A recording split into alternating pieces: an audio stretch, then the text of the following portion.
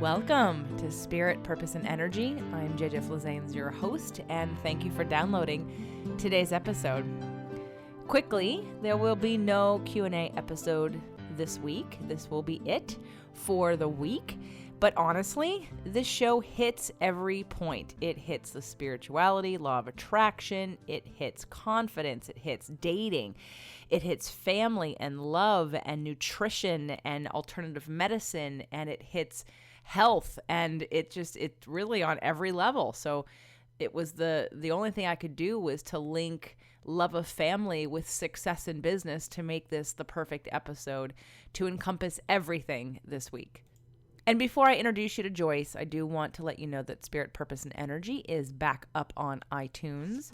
iTunes has been cracking down on some fine-tuning of different podcasts, and it took about 3.5 days. So now, of course, they've hit Fit to Love, and that's down. So if you're wanting to recommend the show to anyone, what might be safe is to tell people to go to Spotify or iHeartRadio, or just message me. It won't take long, and pretty soon all my shows will be in tip-top shape and not affected by this crackdown that's been happening on iTunes. Okay, so with that said, Joyce Dales is the president of Buzzagogo and the maker of a product called Cold Be Gone Nasal Swab Remedy. It's a homeopathic Manuka Honey based remedy that you swab in the nose to fight cold, flu, and allergies. Joyce created it to protect her newly adopted daughter after a serious medical crisis left her little girl immunocompromised. Joyce would like to share with us the importance of the nose to our immune system and how you can protect your family using the power of honey. Welcome to the show, Joyce. Hi, thank you for having me. Well, I am intrigued by all of the things that we have to talk about today. First and foremost, I love your product. I got a hold of Cold Be Gone, and I have to say I've been using it for a couple of days, and I think it's amazing. And what I love about it is also the backstory of how it came to be, and then even prior to that, your relationship story. And so I think that there's a lot of ground to cover on many different levels that everyone in my audience is going to benefit from, because from relationships to having a family to having a business and to keeping healthy, I mean, we're really going to kind of cover it all in terms of different techniques, tools, tips, and products, one specific product that you have that can help everybody stay healthy. So I think let's start back in, I know that you went through an adoption process to start your family, but I'm interested in even the story behind the story of your relationship. And I think you told me as we were just discussing this offline, so to speak, before we started recording, is that you met your husband on Match.com. Yes? I did. And I did that when it was kind of taboo and you didn't tell people stuff like that. Tell us the story. All right. So in 2002, I was a school teacher, and I was just teaching the sweat hogs at a high school. I'm running my own little alternative ed program, and I loved working with those kids. And I was just lonesome, and I didn't know how I was going to meet anybody in rural New Hampshire. So my other teacher friends decided that I should log on and find someone online. And up to this point, I had just dated, whatever was available locally, and it wasn't working out for me. I wasn't finding anybody that was my right match. So I went on Match.com, and back then that was there was a very new site. And I made a joke about Star Wars, which is embarrassing to say out loud, but I did it. And he responded, and he made a joke back about how we're both Jedis and the Force is strong with us. And that led to our first date at Barnes & Noble. And a year later, we were married. So I went on Match.com, and I found myself a nerd. Okay, like right away? Like you didn't have to go through 20 people? It was like the first person you talked to? No, I kissed plenty of frogs through that process. That took a solid, I would say it was about a year of hit or miss. I kept going off the site and losing faith and then going back on. And I think he was my third in real life date. So it wasn't a lot of frogs, a lot of froggy email exchanges, but he was my third in real life date, and it just worked out. Okay. Well, so now we're married, and it's like 2004? We got married in 2003. Okay. Yep. And now what happens next in your relationship? Well, things happened pretty quickly.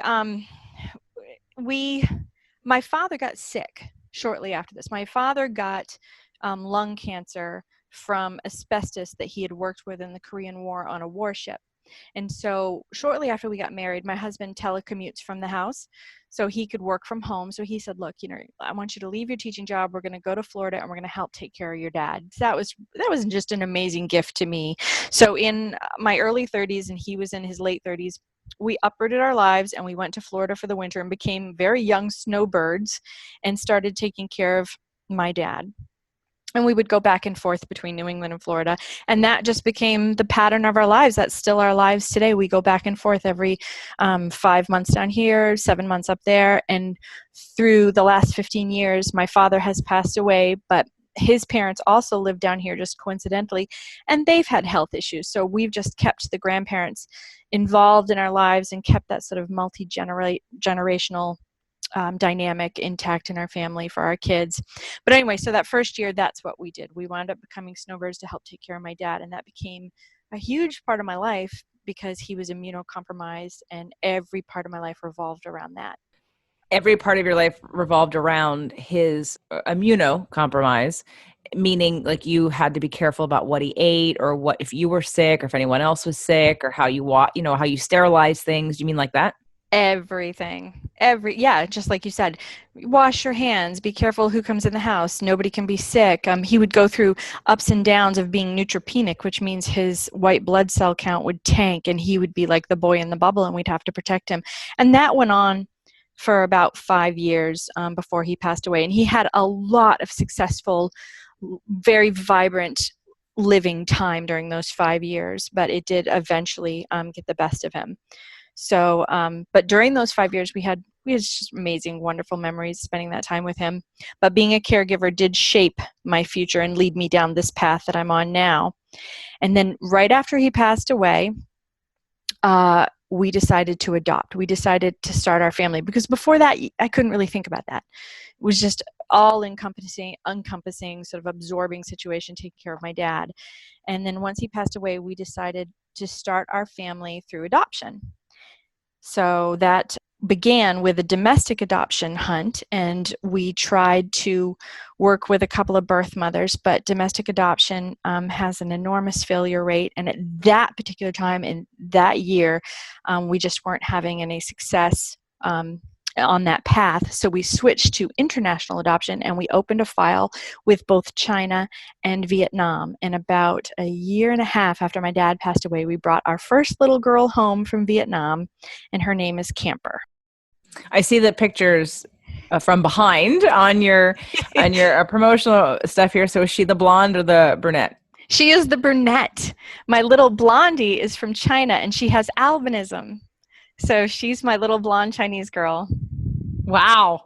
Yep. Wow. Okay. And so your little girl from Vietnam, she had some issues. Yes. In the middle of her adoption process, we got a phone call and they told us that she had pneumonia, maybe. And all of this is through a translator. So everything was sort of not 100% sure. And then about 2-3 days later, we find out she's at a hospital and might have something wrong with her heart. A couple days later, we hear at 3 a.m. through translator, no, she needs emergency open heart surgery. She comes from a region in Vietnam where there's a cluster of children who have a certain type of rare heart defect, and they believe it is associated with Agent Orange. And the moment they told us she needed emergency open heart surgery, within hours, it had been done. And we were told it wouldn't be for a few days. So everything sort of came on like a delay. Like the moment we get one piece of information, the next thing had already moved along. So she had emergency open heart surgery in Vietnam at the Swedish Pediatric Hospital in Hanoi before we ever even met her. And then after that, she had a difficult recovery ahead of her, but she did astoundingly well considering the condition she was in. And we had to make a really difficult decision, like, do we still do this? Do we go? We were getting like really poor information, but like half of it we weren't even sure was reality based. And so finally we got approval 3 months after her surgery to go get her. And we said, no matter what, we're going to go see this baby girl. We're going to put our hands on her. She is ours. So we got my brother and we got on a plane and the three of us flew to Vietnam, and we kind of joked that it was like survivor baby. We wound up in a rural part of the country with this little baby girl. The word immunocompromised is being used again. She's been handed to me with this big fresh scar up her chest, and I don't even know what I'm doing. We're running out of diapers, running out of formula, but we made it work. It was magical, because the moment she was handed to me, she was ours. How old was she when you got her? She was exactly 1 year old. We landed in Vietnam the day Barack Obama was elected, and it was her birthday. She turned 1. So we got her, I think it was 4 days after her first birthday. I know. So you have this little baby. She's so little. And were you part of her recovery after you picked her up, or was it her recovery happening before you got there? Her recovery was happening before we got there, but I mean, the conditions, without getting into too many details, she was in some pretty tough conditions for somebody that's recovering from what she was recovering from. And so I was really eager to get her home. I remember being in Hanoi and rushing to this SOS clinic because she had a bad cough. And we had been told she was going to get all these meds, and we were given nothing. So, but the moment I got back to Hanoi, which is 4 days after she was handed to me, we rushed to this SOS clinic, and this amazing Australian doctor with this amazing accent, big, tall, blonde man, he examined her from head to toe, and he could tell how worried I was. And he grabbed my arm and he said, "Get her home. She's fantastic. Get her home." And that was it. We got on a plane, zoomed to the US. She was amazing. It was like nothing had ever happened to her. You would not have known that there was something wrong with this baby girl or what she had survived. So then once we got home to Boston, she went to Boston Children's Hospital, and they had the same reaction. They scrutinized her from head to toe, just really expecting to give us tough news or to be cautionary. And the only thing they kept saying to us was, "She's immunocompromised. Be careful with her. But she looks amazing." And she was. She was immunocompromised at the time without anyone saying that it could be strengthened? Or was it this is it forever? There were so many doctors involved. Like, some doctors were more cautionary than others. Others were like the guy in Hanoi, the Australian guy, were like, "She's amazing. Take her home, feed her well. She's going to be great." And then other doctors were like, no, this is the reality of what she's up against, and you need to be really careful, and you need to make sure she doesn't get sick and keep her away from people. And technically she's medically fragile. Anybody post open heart surgery like that, and she'd had pulmonary hypertension as well. Her lungs were scarred from the delay in her getting her heart defect corrected. So there were several doctors that said to us, "No, you really need to, again, go back to washing your hands. No one can be around her that's sick. Keep her home. Keep her cloistered." All of those practices. And I took that very seriously, even though when I'd look at her, I'd think, "She's great. She's amazing. Look at how hardy this little peanut is." Like, I still protected her and took their warnings very, very seriously. And how did she respond? Did she do well, or did she get sick? She fattened up so fast. We went from this tiny little 15-pound peanut whose breathing rate was 68 breaths per minute in her sleep, which is a reason to go to the ER. Within 3 days of getting the proper nutrition and care and love, her breathing rate was down into the 30s. And I was practicing attachment parenting with her and just putting as much love and positive energy into this child as I could. And within weeks, she fattened up, was sleeping through the night. Her breathing rate restored to just above what's considered normal, which is appropriate for her recovery. And she was off to the races, crawling. She started crawling within 4 days of meeting us, and she hadn't been prior to that. So her catch up was fast and furious. So it sounds like she was doing really well. Was there ever a point in which she backslid? No, I'm very happy to say that while we were scared all the time, we were new parents. A child had just had open heart surgery. Half of the doctors are telling us to be afraid and to protect her, and we took that to heart and did it vigorously. But then what she was doing in front of our eyes was just a testament to how strong she is as a little person. So I have to give her and her spirit all the credit. Well, it's, you can plant a seed in multiple different environments and they're not all going to grow the same or at all. So there is something to be said about the environment, the attached parenting, sort of the hopefulness, the positivity that you did give her, but she does have a role in that. So link me to how that started to affect and change what you were doing in the world, in your career, because you had given up being a teacher to take care of your father. Your husband's now supporting you. So what happened next for you? Well, when we had her home, within, I'd say, the first year when we were told, she's immunocompromised, and I understood the significance of that potentially, and I sort of lived this in a cautionary, sort of like very cautious way. And I began to employ all the things that we had been taught. But one of the things that bothered me is I'm looking at this little girl, and I'm impressed and amazed and just joyful about her recovery and how well she's doing. But I'm also afraid. I'm afraid of, her lungs are scarred. Her body is healing. And I remember feeling so afraid with my father and his being immunocompromised and his neutropenia, just afraid of anybody with a sniffle near us. And I hated that feeling. And so when I became a mom, I decided to no longer be afraid of that. That annoyed me. I was just so done with that. And this is my baby and I'm going to protect her. So I started to research, how do we catch a cold? I was sick to death of being afraid of being sick. It just wasn't going to be part of my world anymore. I had to understand it.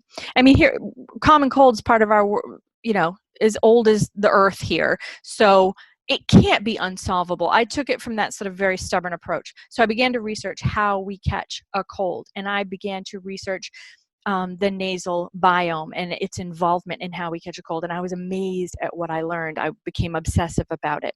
Now, I should preface this by saying I've been a honeybee enthusiast and apitherapy enthusiast all my life. I love honeybees. I love the potential there.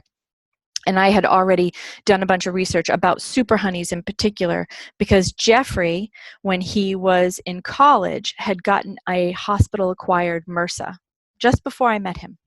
And on our first date, he told me that a year prior to that first date, he had been in the hospital afraid he was going to lose his ability to walk or lose his life, because he had to have 11 surgeries for a hospital-acquired MRSA, and he lost the bottom part of his tailbone and had to have skin grafting, and it was life-threatening. So I took all of my apitherapy knowledge and everything I had learned after Jeffrey's infection about super honeys in particular and their ability to combat hospital-acquired infections, and I started to kind of put two and two together about how I could protect Miss Camper or anyone I loved that was sick, and how to protect myself. So what I learned was that it's actually kind of hard to catch a cold or flu through the air unless somebody sneezes directly beside you, right next to your face, and you inhale dramatically, or like if a toddler sneezes directly into your mouth, which I learned as a mom pretty much happens every week. And yeah, so the gross parts of motherhood. So what I learned was we catch colds. Basically, our hands are always infected with something. And when we touch our eyes, ears, nose, or mouth, the germ or the bug, whatever it is, will travel to the upper nasal passages, to the adenoid zone, where it will latch on. And depending on the variety of germ, it'll sit there dormant from 1 to 7 days. And then at some point, it will pass its code onto your cells, and then your cells will replicate that code millions of times over within hours. And that's when you'll feel like the tickle, whatever your signal is, because everybody kind of has their own signal that they're catching something. And that is how we catch a cold. It's actually pretty straightforward. If you touch any opening above the neck, that germ is going straight to the adenoid zone. It's going to sit there and wait to replicate.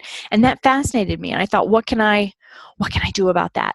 And that's when I began to percolate on the idea of creating my little cold remedy and marrying the idea of how we can attack it from the nasal passages with apitherapy, with super honeys.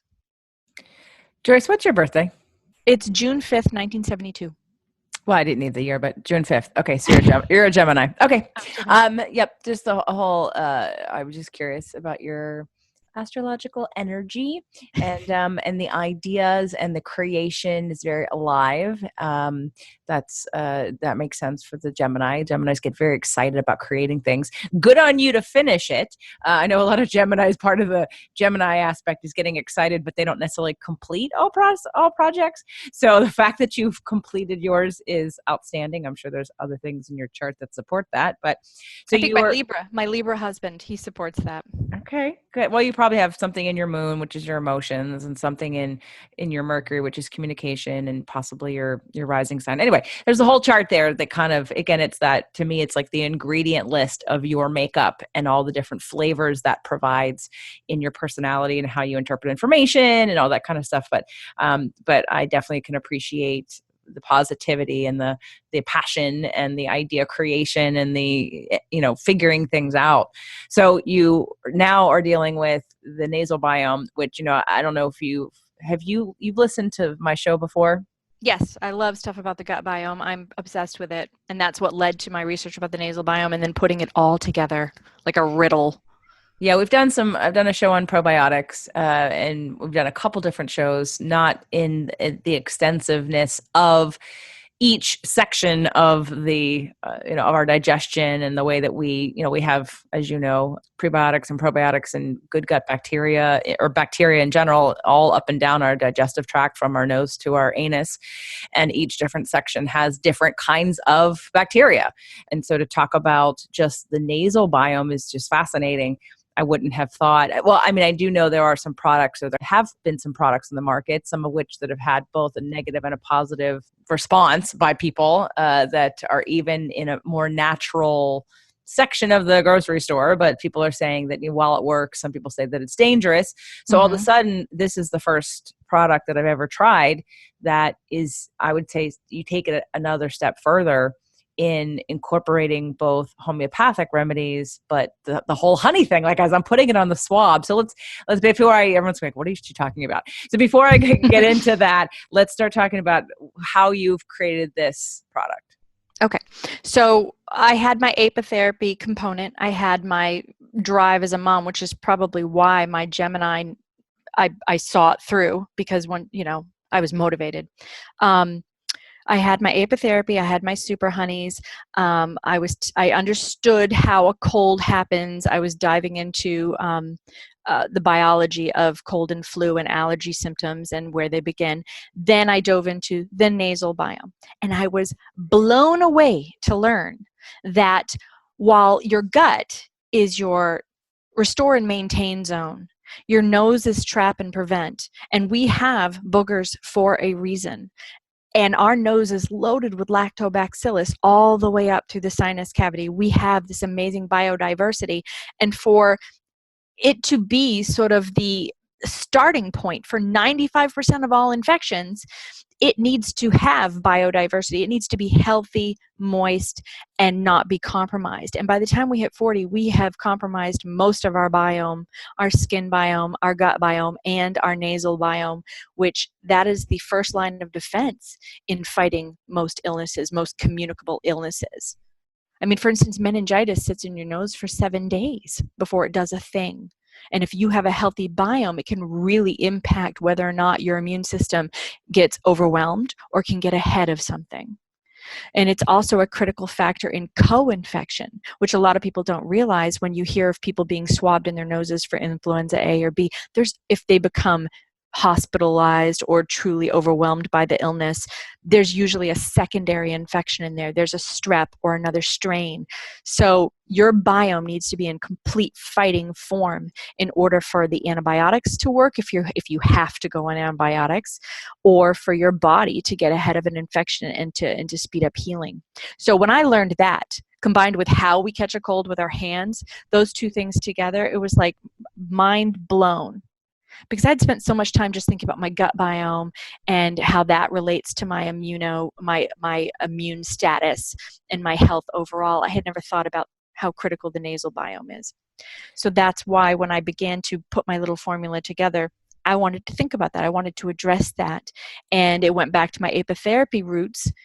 Super honey is probiotic, it's prebiotic, and it's a humectant. It will serve the nasal biome in every possible way. So that is when I turned into a mad scientist in my kitchen, and I began to create insane recipes and keep them in mason jars and insist that everybody I know shove this up their nose. And that led to eventually, after 3 years, led to my formulation. Apitherapy is not a common term that most people know of, and it's the use of products derived from bees, right? So in alternative medicine, and that also includes, besides honey, venom, pollen, and royal jelly. How did you even get into that? Well, you know how if you like hippopotamuses, everybody gives you something that's a hippo? Well, since I was a little girl, I'm obsessed with bumblebees. I'm chasing them down. I just love bees. And then that turned into a love of honey. And then that turned into researching honey and always wanting to be a beekeeper. And then my husband's MRSA infection took me down the medicinal path of what honey could potentially do for us biologically.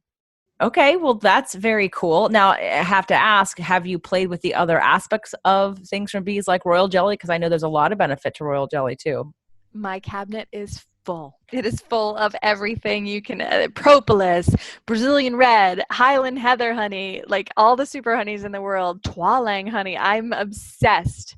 Did you know Twalang honey, while it is very expensive and very rare and from the Pacific Rim, if you eat Twalang honey, there are many, many studies that say it really affects your hormones. It can rebalance your hormones. So if you're perimenopausal or miserable in some way with regards to your hormones, it can help balance them back out just by eating Twalang honey.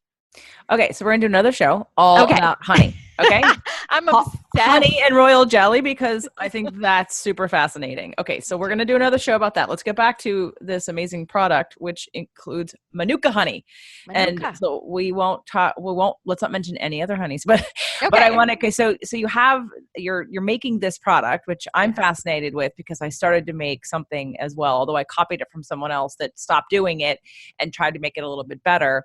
You know, you're doing this with this proactive idea that I want to keep my family healthy. I want everybody's immune system. Plus, you love bees, and so it's this perfect storm of I'm going to make this product and stick it up my nose. So let's go over some of the things, some of the feedback that you got when you initially did it. And did you have the idea to sell it? I mean, did you do it just for yourself, or did you think I'm going to make this into something I'm going to sell? It was just for me. I mean, I was keeping it in jars in the fridge because early on I was adding a lot of water. Well, I should back up. When I started doing the formulation, and I knew you had just said Manuka honey. Manuka honey is one of the super honeys we use in the blend, and it's the one I talk about. The rest I don't give away my recipe, but Manuka honey is one that people are starting to become aware of. And at that time, Manuka honey was just on the scene. It was the new kid on the scene, and people were just becoming aware of it. And there's a guy named Dr. Peter Mullen. He's the father of Manuka honey out of Waikato University in New Zealand. And he's the one that discovered the UMF, the unique Manuka factor. And it was this amazing property of Manuka honey that is something about the bee's enzymatic activity, the bee spit basically reacting with the tree, creating something called methylglyoxal. And it has to be measured in order for the Manuka to be rated as having a particular UMF. And so being the kind of person, I guess, being a Gemini and just taking everything into my own hands and not having any fear whatsoever, or not refusing to take no for an answer, I emailed Dr. Peter Mullen, and I started to work with him, and we had a year-long email exchange. And I would shoot my ideas out to him, and he would give me feedback, and he helped me come up with my formulation.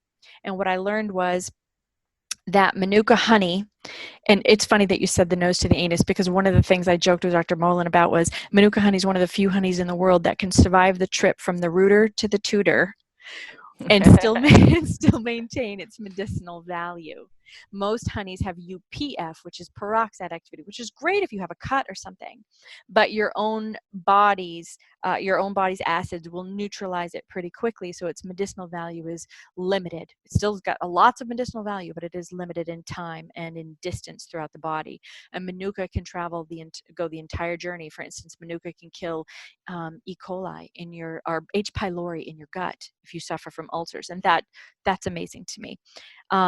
So I worked with him on my formulation, and at first it was just in the fridge, handing it out to friends and family. But the feedback I would get was, I had a cold for one day, or I thought I was getting a cold and now it's gone, or I'm the only one in my house that didn't get it at all, and I'm the one that was shoving the honey up my nose.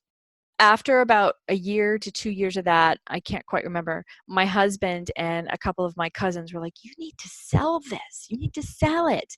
And I had no idea what that meant. I thought I would stick it in jars and go sit at a farmer's market and sell my remedy. And over the course of the next 3 years, and because my husband is brilliant and I have to give him all the credit in the world, he used his law degree. He used to be an environmental lawyer. And we discovered that in order for me to sell, in order for me to call it Cold Be Gone, I needed to become an OTC homeopathic over-the-counter remedy, a true pharmaceutical. And if I had known what that meant or what that entailed back then, I'm not sure I would be where I am today. I think I would have quit and run away because it was years of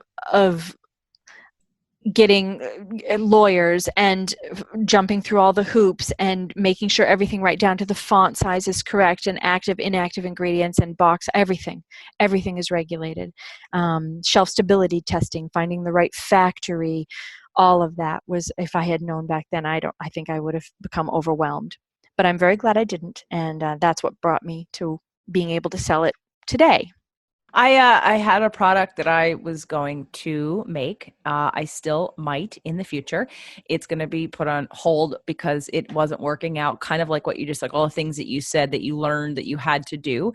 I am aware of some of those things, but I know that there are more to come. But I've recently sort of been working with a medical intuitive and muscle tested some of the stuff, and some of the ingredients aren't good for me right now. So I think that's the other reason why it hasn't worked out. But the whole bringing a product to market, especially with the way that you have. So what would you say was the whole duration from the idea and getting started of making, you had the formula, it's past the formula. How long did it take to actually get it on shelves or get it? I know that you're going to be launching 3,000 stores, 3,000 CVSs next month, and you're on Amazon right now. But to get your first product on Amazon legally, how long did it take? Oh my gosh. I would say from the invention of the product to being fully FDA compliant was between 3 and 5 years. There were different stages, so it's kind of fuzzy. But being to where we are now, total was 7 years. Wow. Okay. Good to know. But it wouldn't take you 7 years because you could just call me up and we'll work through all the problems and I will save you months and years of time. Oh, thank you. You are one of many contacts I have in the industries to get these things done. Like I said before, I also believe in divine timing. So there's something to be said about that. It's not the right time yet for me, but when it is, I will take you up on that and I will absolutely be in touch with you. So, this product, so when I got it, I guess because I hadn't had the information yet, I didn't realize that it was honey. I'm putting it on the swab and I'm putting it in my nose. Now, I'm not new to preventative homeopathic things up my nose. So, but it was the first time I had put honey up my nose. And I have to say it was kind of cool. We only used it for a couple of days when we were away. Many things have happened. There was a flu a couple weeks ago, maybe a month ago now. And I haven't been sick in 10 years like that. And I think there's a spiritual and emotional reason for it as well, because it hit so hard, so fast. There was no warning. And usually I get a warning and I do homeopathic remedies to kick it before it exacerbates, and I usually can catch something ahead of time. But there was that, then the birthday, we were away, and we had elevation sickness, altitude sickness, like the entire week. But that's not contagious. That's just, and then coming back, and then Doug's brother passed, and then we were traveling for that. So that I noticed when I got to Baltimore that he was still coughing.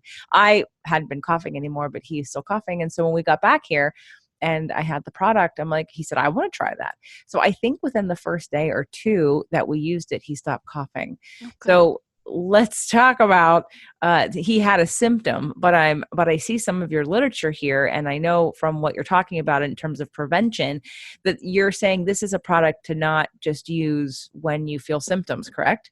Well, I like to think of it as a sort of a supplement and OTC for active symptoms and to use just for general wellness. I'm not allowed, because of the FDA regulations, to ever say that it's a preventative or that can prevent anything. I can just tell you that people swear by it. I use it for general wellness if I'm afraid I might be getting ready to get sick. And I think it's very beneficial to the nasal biome because it is a prebiotic, probiotic, and helps you restore your moisture. So, for instance, I just got an email from some climbers that went to the top of Kilimanjaro, and I didn't know this because, I don't climb, but they all suffer from altitude sickness, and it really compromises the nasal biome and their breathing, because they dry out. And so any germs they may have acquired in the process of traveling to Kilimanjaro, the moment they hit the mountain in the thin air, they become susceptible to coming down with something. And so they were all sharing Colbicon. It was the most wonderful review I'd ever gotten. I absolutely loved it. So I think that Colbicon can be really beneficial if you are traveling and you feel like you're becoming run down or there's not enough moisture to help your immune system function correctly. Okay, so it says how to use Cold Be Gone. Use 3 to 4 times a week for general wellness. Yep. Use 3 times a day to fight off active illness. Mm-hmm. Safe for your whole family over the age of 1. Do not use if be allergic. You also say that April is when flu season has a secondary surge. It sure does. Okay, that's good to know. It's March, so I'm going to keep using it. July through August is hand, foot, and mouth season. What does that mean? Well, that's Coxsackie and enterovirus seed. It's summer colds. So for little kids, it's hand, foot, and mouth, but to a grown-up, it'll present as more of like a summer cold. And the reason I have that on that sheet, believe it or not, is the Red Sox use my product, and they were using it last year because they had an outbreak of hand, foot, and mouth that they'd acquired, I believe, from the Yankees, no less. And so when I was printing that up to send it to you, I had just printed it up for the ball players to remind them of, hey guys, season's starting, and here's what you need to pay attention to. Because they had just last season had a month-long outbreak of hand, foot, and mouth amongst the players' wives and children and players. So that's your summer cold season. And so you're never really in the clear with regards to seasonal illness. We think of cold and flu as this big, 4-month event in the middle of winter, but we have other peaks. The dominant flu strain is what you think of for the height of cold and flu season. But then the secondary, the moment that one begins to wane, the non-dominant strain will have a surge in springtime. So that when you see the next surge in April, that will be the non-dominant strain for this season. And then we'll have our summer cold and flu season, which is July. And then we start right back up with cold and flu season with all the kids going back to school. Okay, I have 2 questions. The first one is on a marketing side. How did you get it to the ball players? Like, how did they even know about it? Well, okay, so my dad was a tortured New England Red Sox fan, and I grew up in that house. So as a good Mainer girl, I grew up watching ball games every night. So about 3 years ago, the Red Sox had come off of spring training and were starting the season, and it didn't start well because they all were sick. And I'd heard about it on NECN because I'm married to a rabid Red Sox fan, and I am one myself. So that makes me crazy when I hear of people getting sick, like all of the American Idol contestants last night when I was watching with my daughter. They're all sick. It makes me crazy because I know I can help. So I packed up some Colbicon, I wrote a nice little note, and then I too believe in divine intervention and signs. I went to the Fenway corporate office employee listing, and I just scanned the names. And I came to this one name, Russell Noir. And I looked him up. He was the head massage therapist and one of the physical therapists of the Red Sox. He'd been brought to the team back in 2004, right after my husband and I got married, and they won the World Series in 2004, breaking the curse. And Kurt Schilling had brought him to the team as sort of a alternative medicine guru, and the team absolutely loved him, and they have kept him ever since. He's an institution there now. He's got 5 rings. He's this wonderful Samoan man, older, in his 60s, with a long white ponytail. And the moment I saw his picture, I'm like, he's magic. I love him. He's magic. If anybody will understand my intention, it will be this man. So I wrote him a letter, and I just said, look, I'm just going to donate it to the team. I am not looking for one blessed thing. Just please, I need you guys to just think about it. See if any of the players would be willing to try it. Well, about a month later, nothing ever came of it. It was just one of my crazy whims. I get an email at 1 a.m, the night before Father's Day. And it says, hi, I loved your remedy. I really get the message and the your thinking behind it. I think it's wonderful. Can you please bring 23 bottles to Fenway tomorrow? And we were in New Hampshire at the time. So I wake my husband up at 1 a.m. I was like, honey, look at this email. Do you think this is real? And he sits up and he goes, he's asking for 23 bottles because there's 23 guys on the roster. And for him, that was like validating thing. So the next day for Father's Day, he got to deliver the bottles to Fenway, and it was just an amazing, fun thing. And we didn't really think anything of it, but sure enough, they've asked for it 2 to 3 times every single season since in the last 3 years. I've met several of the players. I've gotten to go on a tour below Fenway and shake the hands of the people that use Colby-Gon. And this year they allowed me to buy a banner at Fenway South down at City of Palms Park. Well, it's JetBlue Stadium now, which is near where we stay in Florida. And I am an official sponsor of the Boston Red Sox now. Okay, talk about divine timing. This show spans this episode is going to hit all points on spirit, purpose, and energy, nutrition, alternative medicine, women, men, and relationships, because of sort of the unfolding of the, like how easy, like that was so easy. You sent an email, right? And anyway, this is the divine timing of that is perfect. And so there's so many things to get from today's episode. If you haven't already, there's something for everyone, from a business side to a relationship side to a divine timing side to a business side. It's been great. So now I rarely get sick, which is why recently when that happened, there was more to it. I mean, not that if I would have been using Colby-Gon, maybe I wouldn't have. I mean, I had all my immune support with me. I never stopped taking it. There was a little more drinking and probably some foods that weren't normal for me. And I was in some airplanes. So there was definitely more stimulus. And then being with all kinds of people and sick people, lots of sick people in that room. But the fact that my body had received it was something new for me. I mean, just speaking of spirituality, and that's how I operate in my life. I listen to the inner voice, and you got to get quiet to do it. And for Gemini, that's difficult. So that has come with age. And maybe that's why now at 46 years old, I'm having success as an entrepreneur, because I've learned to get quiet. I've learned to listen to that inner voice. And for me, all medical choices are all about my intuition. And I was very traditional in my medicine leanings and my medical practices for a huge portion of my life. And I take things into consideration, and I do things very differently now at this point in my life. You have a product and that is in a homeopathic natural sense. And my guess is that your family probably doesn't get sick very much. No, we don't. We don't. Not anymore. I used to get sick a lot. And it took more than half of my life to figure out why. And probably like you. I mean, I think that the internet and the access to information, that sort of revolution, which they're now trying to shut down, has really impacted my health. And my ability to learn what I need to learn to be a well person. And I'm sure you're being proactive helps, right? In having your father and now then your daughter, and then now, being able to experiment with all these wonderful different honeys and the homeopathic remedies that go into the Colby-Gon. Let's tell people where to get it and how to find it and how to use it and who needs it the most and how it's beneficial for everybody. Right. Well, you can get it on Amazon. We're going to have our own store up and running. We just did a big website redesign in anticipation of CVS, because I think the traffic is going to go up tremendously. And you can get it at CVS and many, many local health food stores all over the country. We have a map on our website. You can go and click through and check it out. And I encourage people. I do a lot of wellness talks. Believe it or not, I do a lot of wellness talks in corporate America. I get hired to come in and talk about how to not catch a cold. I get to talk about germs on your hands. But I stick with what I know as a mom. Stop eating with your hands. If somebody sneezes or coughs near you, close your mouth, stay calm, let your nose do its job. That's what it's designed to do. So that's how I address wellness, and that's how I approach it for people that are interested in natural wellness. I encourage people to use their vitamin C, take their probiotics, and basically I view Colby-Gon as just another tool in your tool chest of how to stay well in the winter or any time of year. Excellent. So is it colbygon.com? It's colbygon.com and buzzagogo.com. Buzzagogo is my parent company, sort of the bigger company that will hopefully have more products in the future. Okay, that's B-U-Z-Z, Buzzagogo. Buzzagogo. BUZZAGOGO.com. Yep.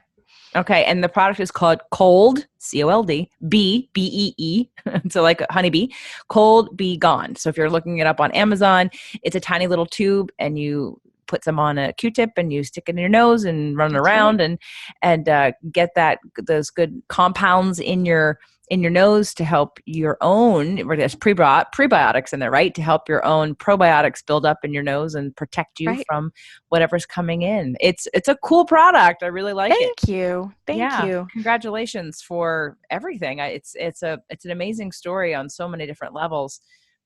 Like literally Match.com. Like there are people who just from that alone will get excited about hearing that because they have given up hope.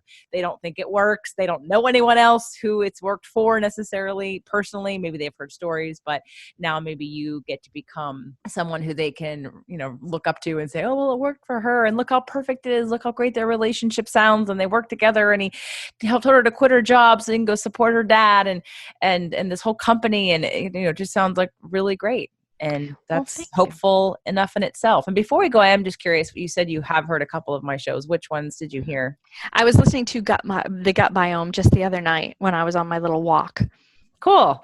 Well, I will be sharing this episode with Jeannie Peters, who did that, right? The nutritionist who is part of my arsenal of prevention and health, and someone who I go to on a regular basis for whatever comes down the pipeline. If I don't have a tool in my toolbox, I definitely refer to her because she's also a very natural-based person, using all kinds of things from growing your own food and using herbs and foods and natural remedies and homeopathics to heal yourself, as well as looking at what we can do to better strengthen our immunity naturally. And she's going to be all interested in this. I know she's going to love this episode as well as everyone else who's listening. So Joyce, we're going to do another show on honey because awesome. I don't have one, and I'm interested because I know the healing properties of honey, but I have to say I don't use it as much as I would like to.